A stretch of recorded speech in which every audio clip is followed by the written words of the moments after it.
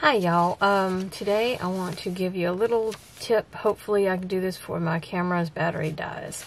I've talked about this before in another video where you can take and where you have like things like this that needs to be reinforced, or if you get a rip and you need to fix it, don't put tape. Don't even use washi tape.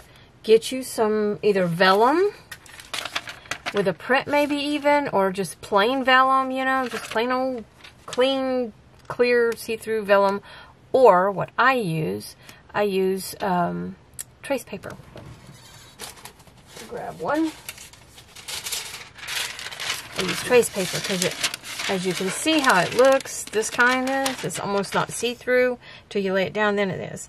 The reason why, now this is from the 1799, okay, era, and they even go as far as the 1800s.